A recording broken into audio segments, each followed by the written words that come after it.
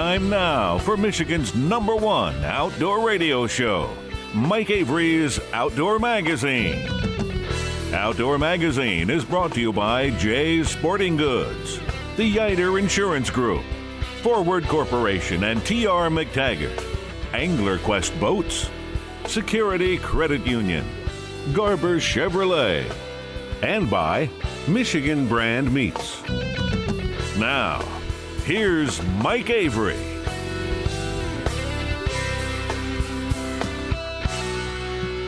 Well, thank you, Ken Hunter, for that introduction, and welcome to another edition of the Outdoor Magazine show right here on the Outdoor Magazine Radio Network. So glad to have you along with us as we continue our celebration of this outdoor lifestyle, the history and tradition of the outdoor lifestyle, primarily here in the great state of Michigan, but occasionally beyond, because the outdoors doesn't end at our state boundaries, at our state line.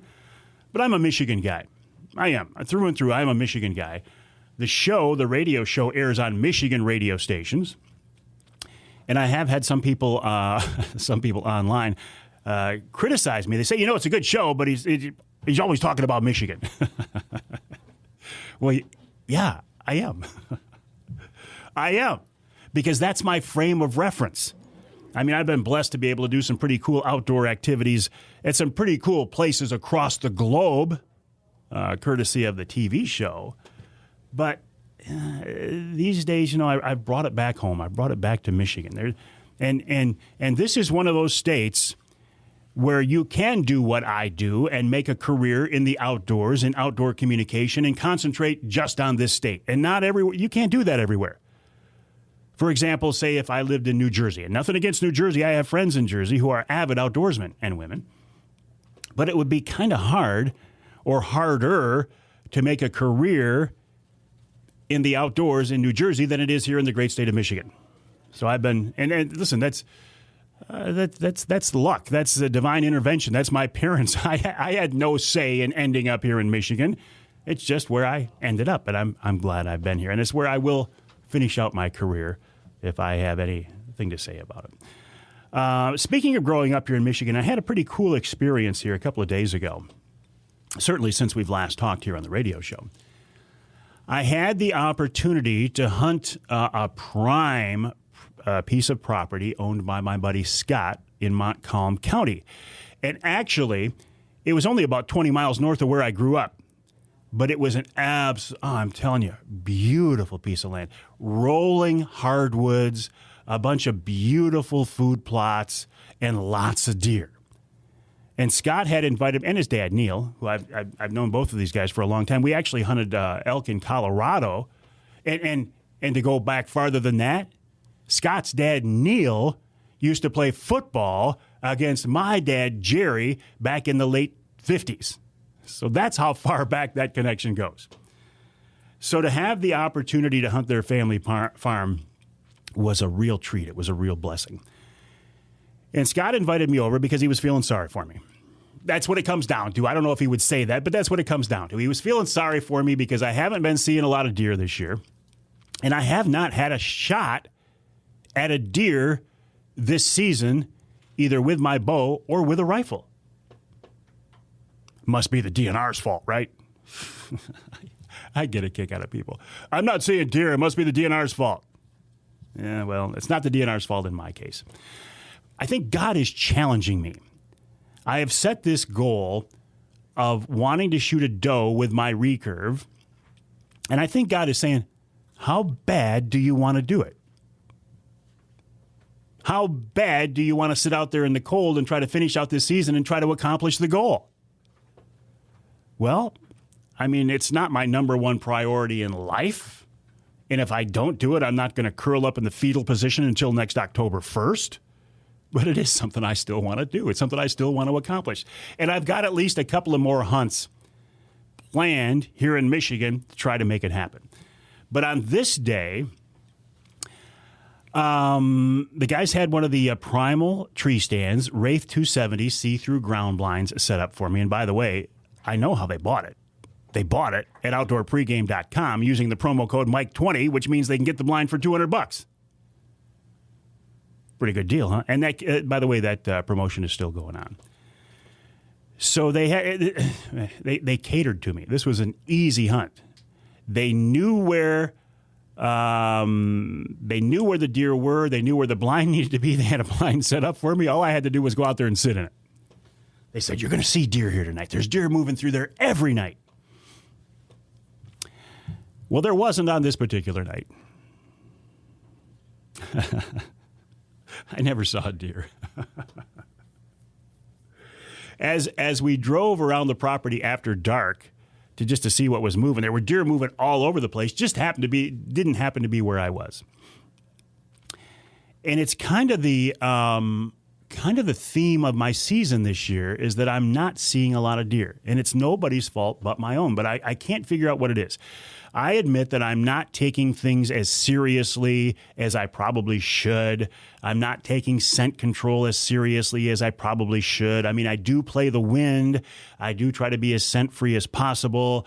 I sprayed on my hunting clothes with scent-eliminating spray before I go out there. I limit my cigars in the blind to just one per hunt. No, that's not true. I don't smoke cigars in the deer blind. I have smoked cigars in the turkey blind and killed birds that same morning, but birds can't smell. Turkeys can't smell, not like deer can.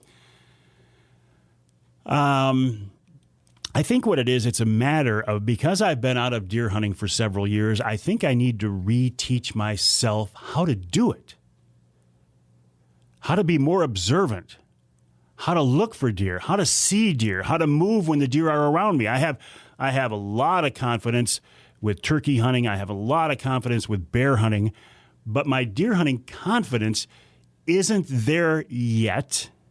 I have not reinstilled that confidence yet because I haven't spent enough time out there.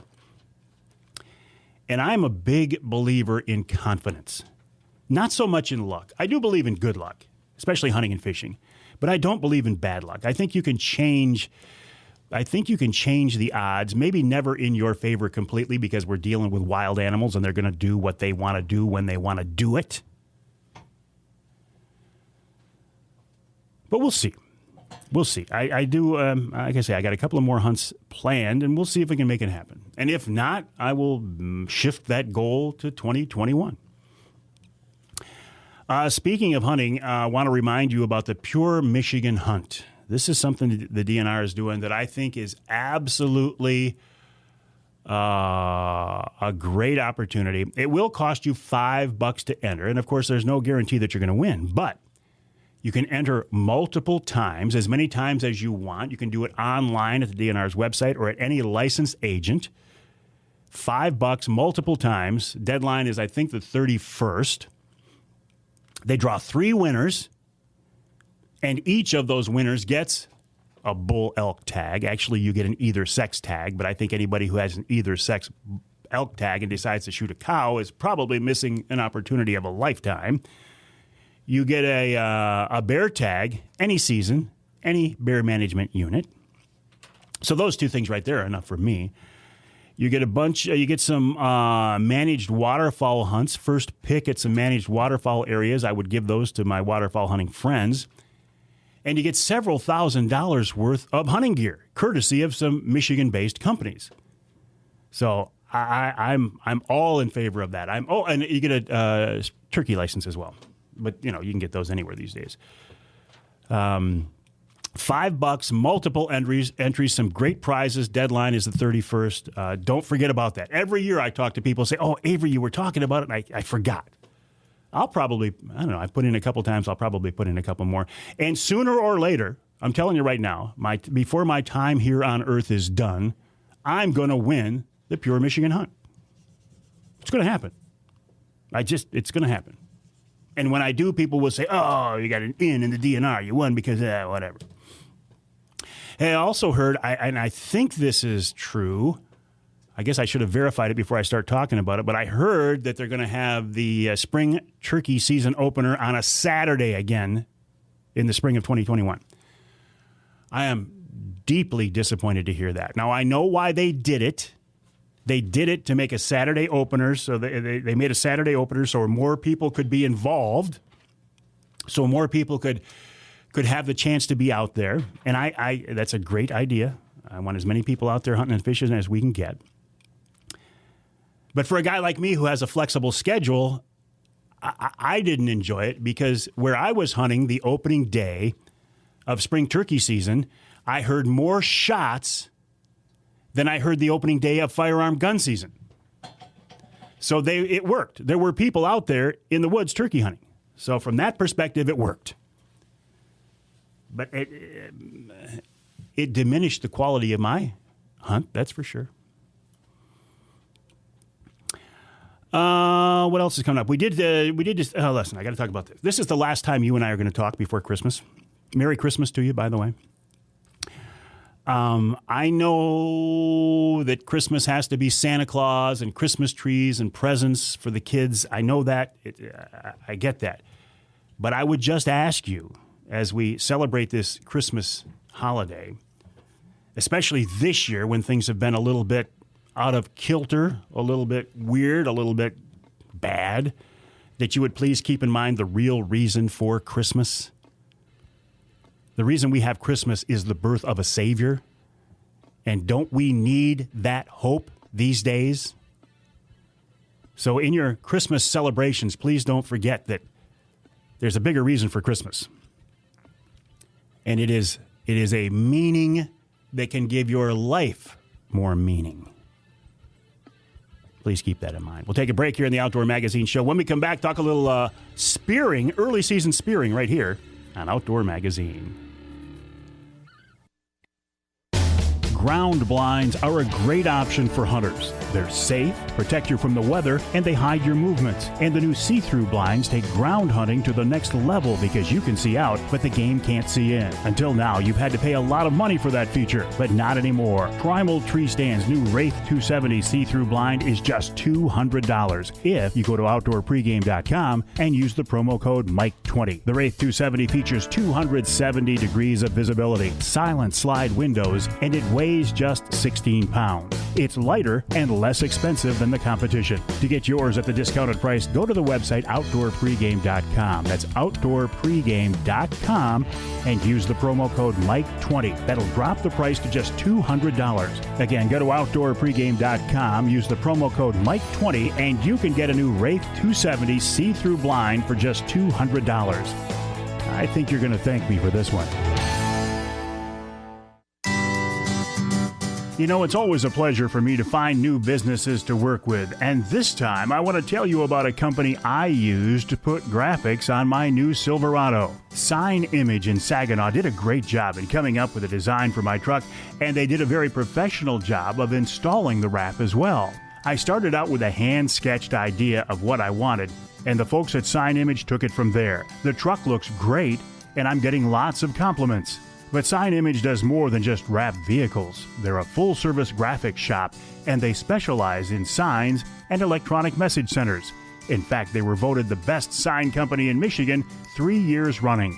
To learn more about Sign Image, check out their website. It's signimage1.com. That's signimage1.com. On that website, you can see examples of their work, including a picture of my truck. Again, the website signimage1.com. It's a complicated world we live in. Right about now, I'll bet your head is spinning like a tornado with news and opinions and conflicting do this and don't do that recommendations. Some days, you just want to throw up your hands, go to the woods, and stay there. And you know, that's not a bad idea. Jay's Sporting Goods encourages you to get back to your roots. Do some simple, traditional things for a while. In Michigan's great outdoors, space is one thing we have plenty of. So put as much social distance as you like between you and everyone else, including all your social media pals who somehow just recently became experts on every topic. And one more thing. Before you head out, head into Jay's Sporting Goods. Because even though there are shortages of a lot of things these days, Jay's has just what you need to make the most of your escape to our beautiful wide open spaces. It's the gateway to social distancing the way God intended. Jay's Sporting Goods, Clare and Gaylord.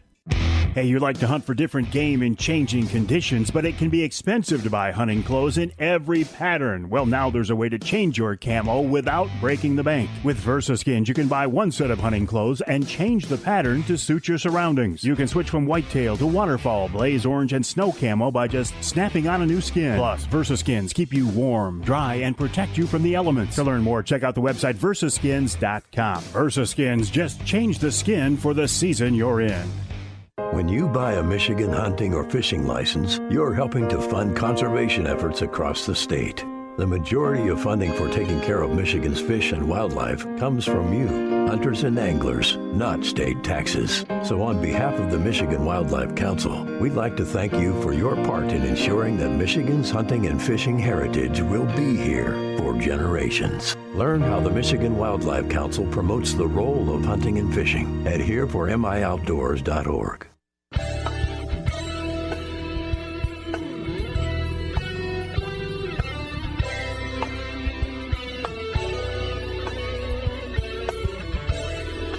Welcome back to Outdoor Magazine. You can hear the show in Alpena on WZTK, that's 105.7 FM. You can hear us in Battle Creek on WBCK, 95.3 FM. And in Newberry, north of the bridge, WNBY, 1450 AM. This segment of Outdoor Magazine is brought to you by Speedy Blaze. Speedy Blaze is a Michigan-based, family-owned company, and you know I love that. They make a safe, clean, water-resistant, insect-resistant alternative to firewood. It's safe to cook over because it's made from recycled hardwood. Burns clean, burns hot, easy to start a fire with it. You can use it in your fireplace, your fire pit, your grill. Check them out online. The website is speedyblaze.com. Speedy Blaze, B-L-A-Z-E, like blaze, blazing fire. Speedyblaze.com. While you are online, I would ask you to check out my website, MikeAveryOutdoors.com. MikeAveryOutdoors.com, the online clearinghouse for all things Outdoor Magazine Radio and Mike Avery Outdoors.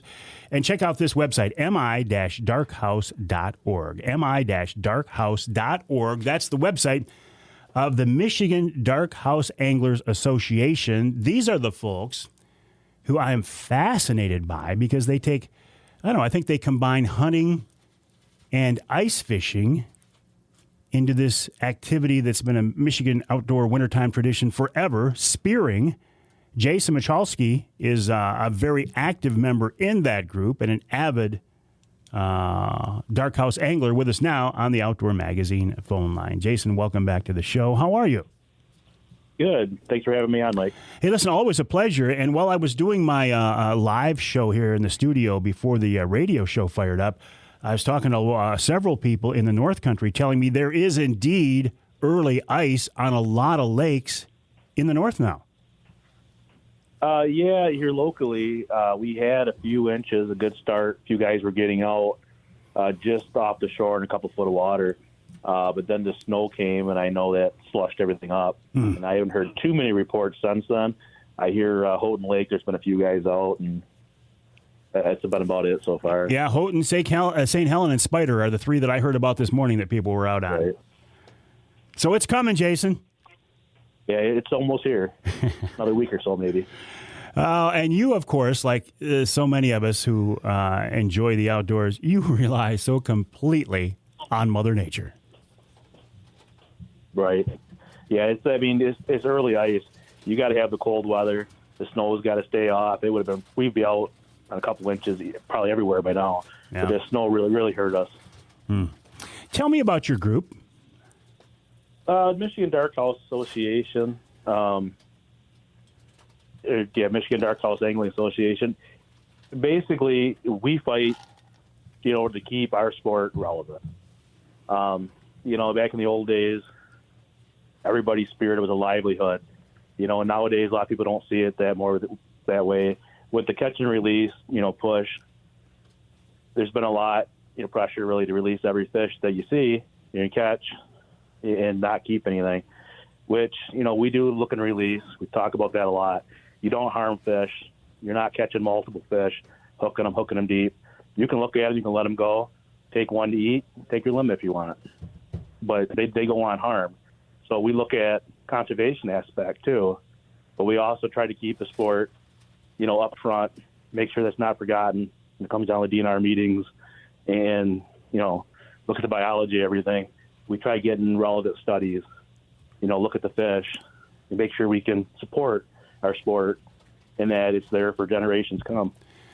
Well, there have been generations spearing here in Michigan, and it hasn't hurt any fish population that I've seen. So it's not like you guys are out there raping the resource or harvesting too many fish at all. No, and that's what we try to get out there. We try to educate people on that we're not out there taking every big fish in the water. We're not out there, getting every fish that we see. You don't have to. You can look at them, you can release them, you can video them, and never touch them. Exactly. And seeing those fish, like I haven't speared in years, but when I watch the video that you guys put online, it reminds me just how cool it is to sit there on the ice, look into this big window into the underwater world, and watch these fish come in. It is so cool. Right. Yeah. It's like bow hunting for fish, basically. I mean, you're sitting there, you're watching, you're trying to lure the fish in. You got to be on the right spot. You got to be where the food is, where they're naturally coming anyway. And you're not setting multiple tip-ups, multiple lines. You have one hole. You're not very mobile because you set a big hole, you set up, you got a lot of equipment. You're there, and that fish has to be in the right place at the right time. And you're lured in with decoys, and you want that fish to come in slow, not come in, just skyrocket in and shoot out. You got to have a chance to look at it, and so it's all skill. It just occurred to me that this is a very intimate way to fish. Like, for example, you mentioned tip-ups. When you set a tip-up, you might set a couple tip-ups out, and you just sit back and watch them. But when you're spearing, you're looking into this hole constantly, and it is a very up-close and personal interaction with those fish. Right, and I can tell you from experience, you look away from that hole, and you don't know what you're missing. I had a buddy a couple of years ago. He was going to pack up at noon. I opened the window to see if he's packing up. Looked back down, no fish. Checked the video later. I had a fish come right into the decoy, look at it, swim right out, never even seen it. Oh, man. Hey, we should mention, too, I mean, what type of fish are you targeting? You can't legally spear every fish that we can catch with a hook and line. No. Currently, in Michigan, you can spear pike, during our open season, which is, December 1st through March 15th. Limited waters, you can spear muskie one a year. And then you can spear any rough fish that's open, like for bow fishing or anything else. Carp, catfish, bullheads, dogfish, things like that. And then there is a limited season for sturgeon also. Sturgeon. And on Lake St. Clair, you can actually spear perch.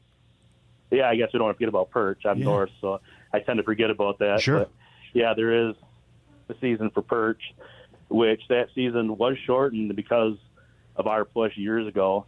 Mike Holmes got that season also extended to match the pike season. Good. As it should be. You mentioned, too, luring these fish in. What do you mean by that? You use, a decoy. Generally, a lot of guys start out with live decoys, and then you have, hand-carved wood decoys. So there's some plastic or resin decoys now that are available. You put those on to attract them. And to start out, some guys use spoons, take the hooks off, or even they jig like blade baits, take the hooks off, plastic. Anything that'll attract the pike, get its attention, bring it in. Why not just leave the hook on that spoon in case the fish comes in and hits your spoon? Well, when you spear, a lot of us start spearing because the spear doesn't count as a hook and line. And your decoy, as long as it doesn't have a hook, isn't a hook and line. So technically, a lot of guys start on your tip-ups, and then you start spearing because it doesn't count. And then a lot of us get addicted to it. It's an addicting sport. And so eventually you want to spear that fish. You don't want to hook it. And you don't necessarily want to injure a small one. So we take the hooks off. So if the small one is not injured, and you have the opportunity to spear it if it's a big one.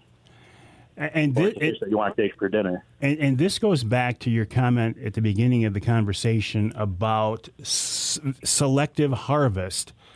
You have size limits.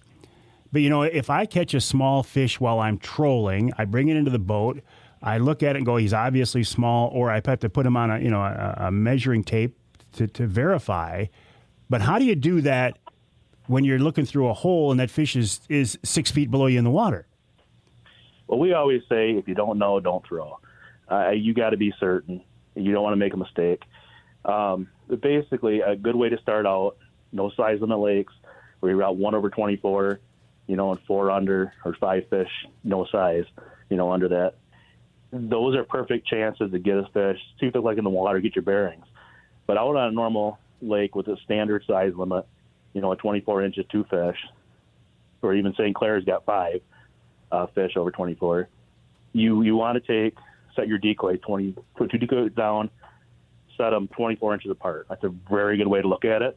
Or if you have 10-inch decoy, 12-inch decoy, you can size the fish off your decoy. That works really well.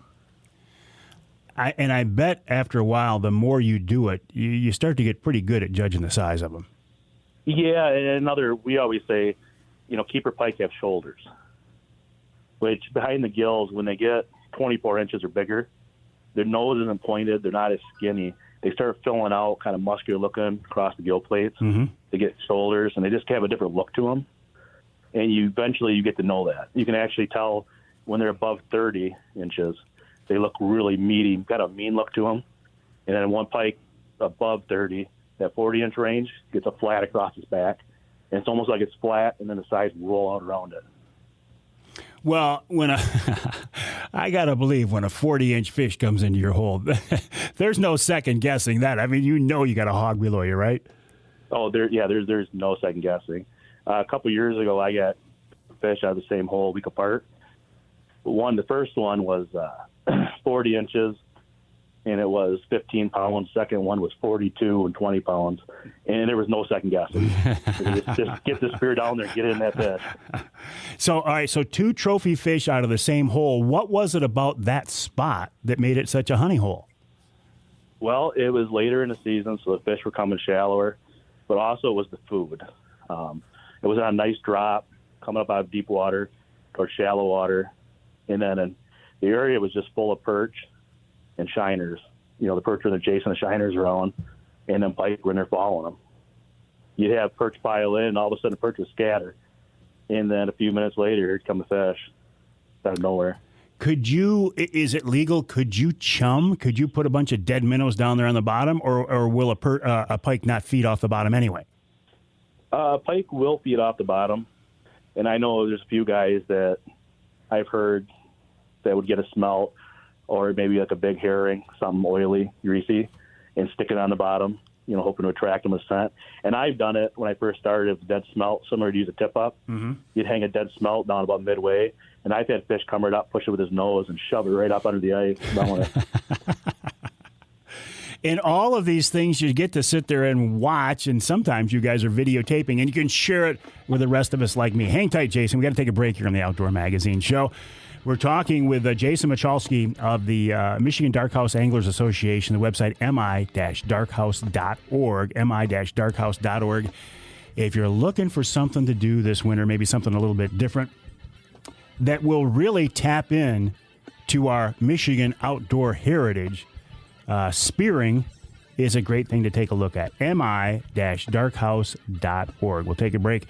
When we come back, wrap up our conversation with Jason, and soon wrap up the hour with Kristin Phillips of the Michigan Wildlife Council here on Outdoor Magazine.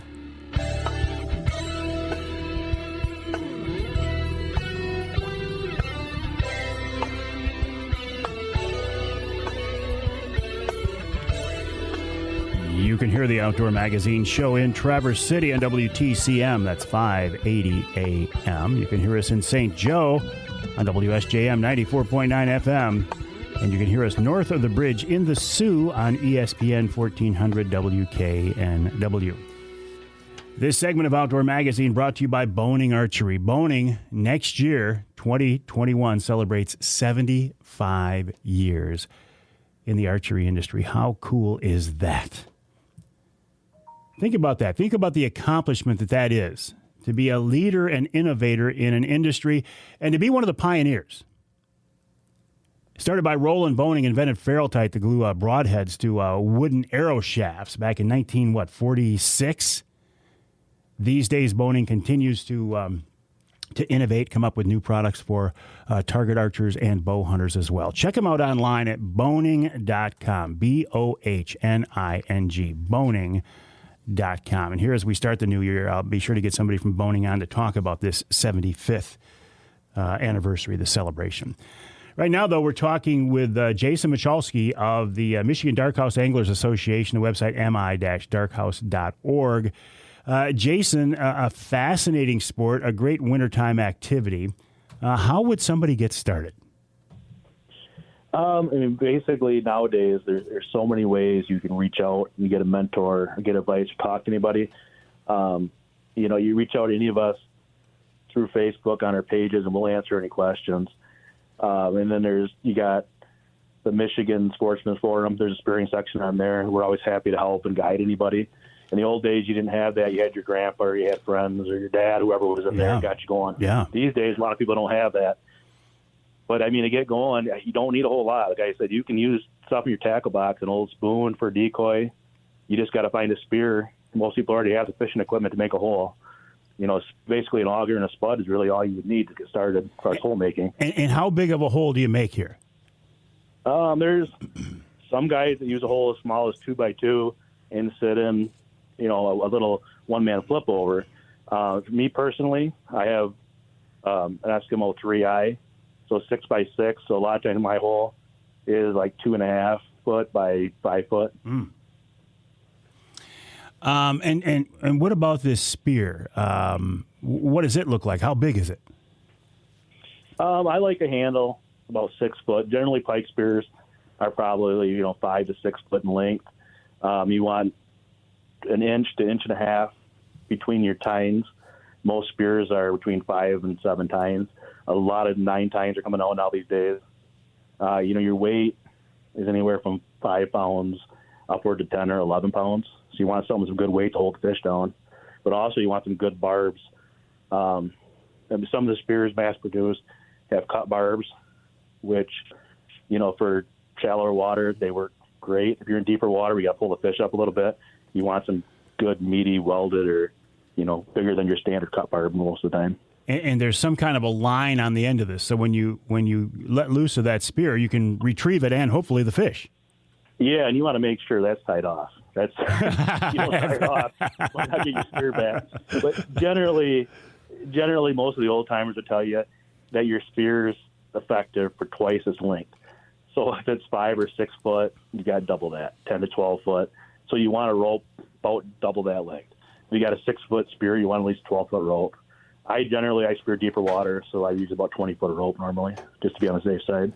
And are you actually throwing this spear like you would a harpoon? What's the action look like? It's more. I always say it's more like playing pool. It's a guided push. You get the head in the water. You want the head all the way in the water. You make any splash or ripples, and this pike look up, and they're unbelievably alert sometimes, and sometimes they're just focused. But you never know. So you get that head in the water, and I kind of guide it at them and just give it a guided push. It's not a hard, He-Man, throw. It's just a simple, like a pool shoot. Just push it and go. Does it, will it catch the water? Will it flare out given directions, or does it go pretty true? Well, see, then that's all dependent on your spear. Because you look in the water, just like bow fishing or looking in the water, regular fishing, you have a deflection. So looking straight down is usually your best bet. You get some deflection out. But depending on your spear, if your spear has a flat area, a laser cut sometimes will do it, and sometimes ones with a bar on the top. In deeper water, they'll plane out, and they will fly. It has to be perfectly true and tuned in order to shoot straight. But if you have a spear that's got round tines, and you've more got a round tapered weight, you don't have big flat areas, and especially with the wood handle, you got a wood handle topper on them, the wood tends to float up, so to hold the spear straighter. They tend to fly a lot truer in the water in deeper shots. I guess the coolest thing would just be to find a spear that your grandpa or your great-granddad had. Wouldn't that be kind of bringing everything full circle? It would. And just like the spear that I have, my favorite spear that I use most of the time. I mean, I have like close to 40 spears that have been makers. But your wife doesn't know that. Oh, yeah, she does no idea. There's spear all over the place. But my favorite one's around 70 years old. Wow. And it's made up by Traverse City. And that spear, I found, guy had it posted on Facebook, $25. He had it on there. It's just your average run-of-the-mill mass factory-produced spear. Nothing special. It was my grandpa's. And it's blacksmith made, and the spears go for a lot of money. They're highly collectible. He had no idea. And I didn't find out until a little bit later. I knew it was special because it was blacksmith made. It wasn't mass-produced. But he just passed off his grandpa's spear like nothing. I could never imagine that. Jason, I tell you, this whole concept of spearing and darkhouse angling, I find it fascinating. I appreciate the fact that you folks are out there continuing this history and tradition. And I'll send people to the website, mi-darkhouse.org, mi-darkhouse.org. Jason, always a pleasure. Good fishing to you. We'll take a break here on the Outdoor Magazine Show. When we come back, Kristin Phillips of the Michigan Wildlife Council.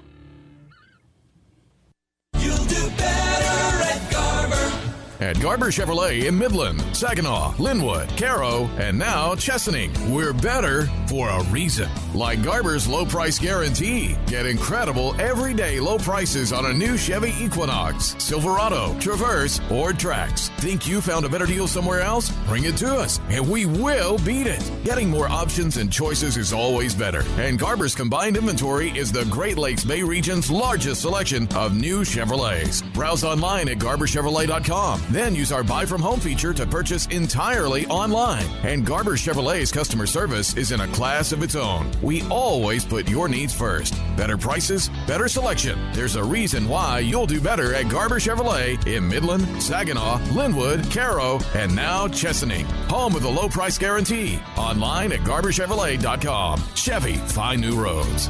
You'll do better at Garber. Have you tried the Mike Avery Hunter Sticks from Michigan Brand Meats? They feature two of my favorites, elk and pepper, and I think they taste great.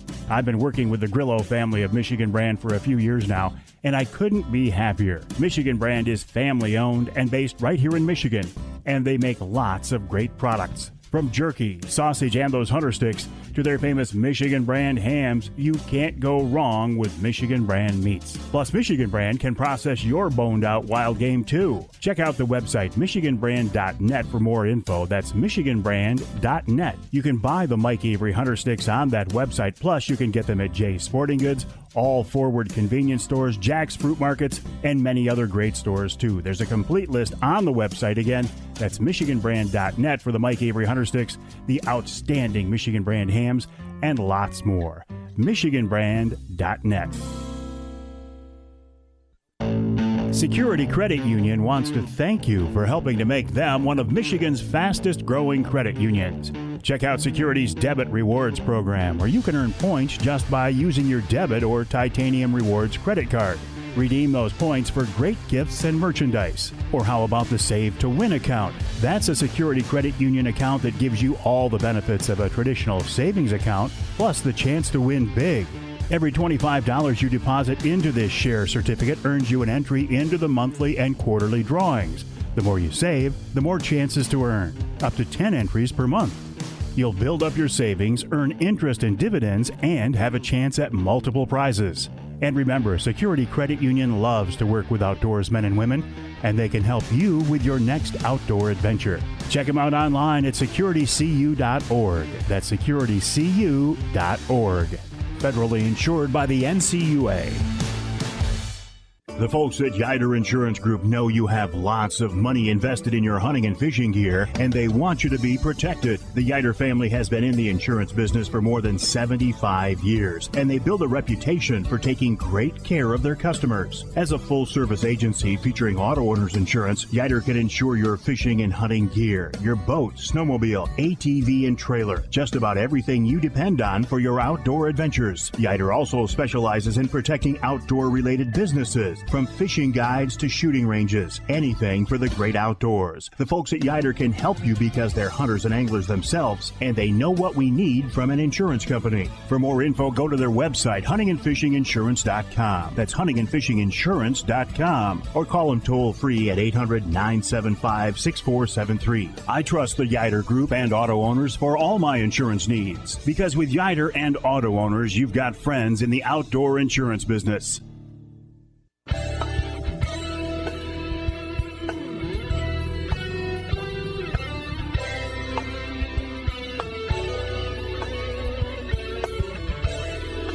You can hear the Outdoor Magazine show in Caro on WKYO 1360 AM, also on WIDL 92.1 FM.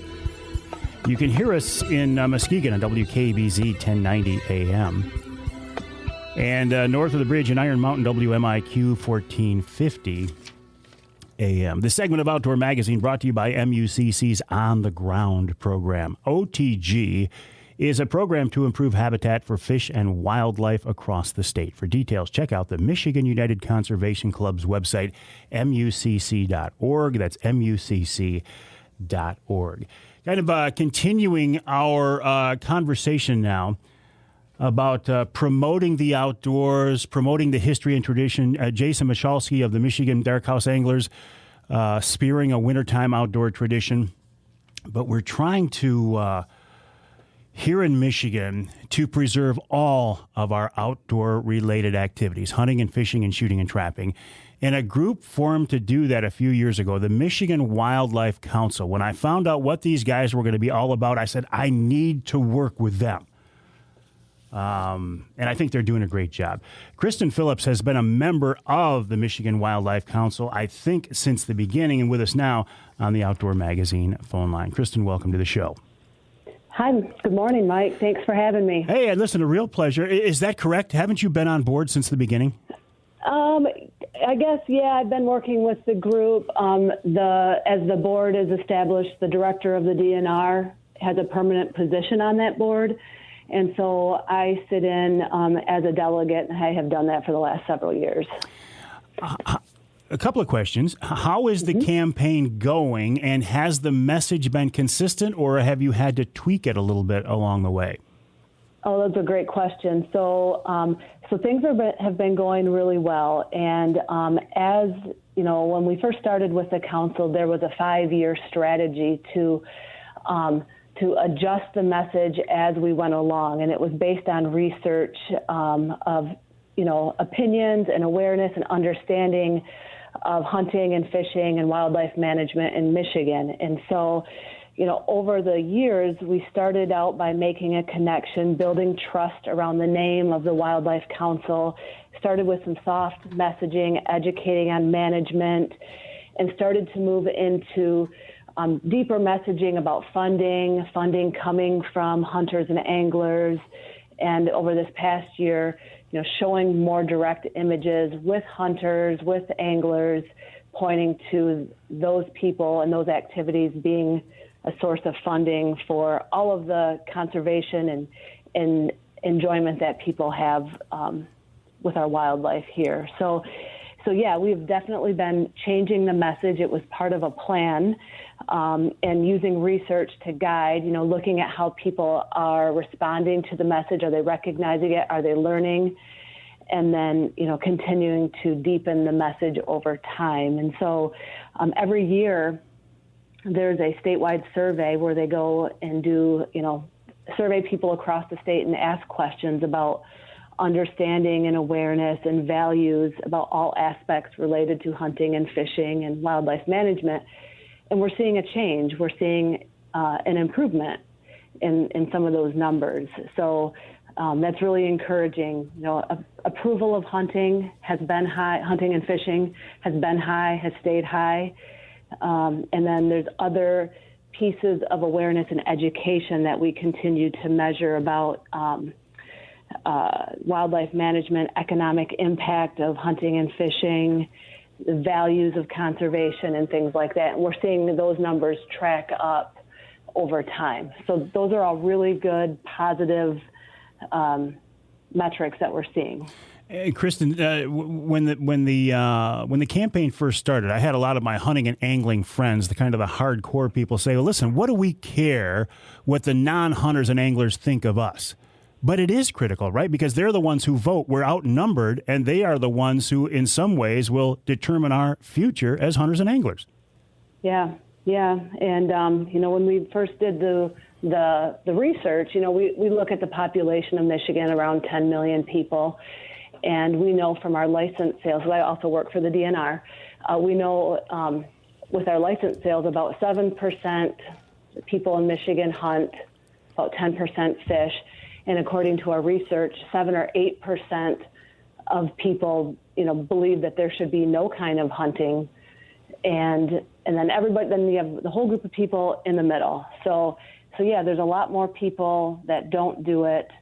And the same amount of people are opposed to the activities as the number of people that do it in the state. Well, I think you guys are doing a wonderful job. I think it's something that I guess as I was a kid growing up on the west side of the state, I never thought we would need a Michigan Wildlife Council because I just assumed in my naivete that people would always endorse and embrace hunting and fishing in this outdoor lifestyle. But we need groups like you guys these days, and you're doing a great job. And sometime I'd like to get you back on the show and talk about this whole concept of marketing the DNR, because that's a whole different topic in itself. Absolutely. I would love to do that. All right, Kristin, appreciate your time. The website here for MIOutdoors.org, here for MIOutdoors.org. That's the website of the Michigan Wildlife Council, a group that I have been working with almost since the beginning, and I really support what these folks are all about. And you know what? If you're a hunter or angler, we've got to be in this mindset. The world has changed, and we need to promote our way of life and present ourselves in a positive manner to make sure that our kids, our grandkids, our great-grandkids can enjoy the outdoors as we have. We'll take a break for the top of the hour. When we come back, Glenn Duncan of Duncan's Outdoor Shop in Bay City right here on Outdoor Magazine.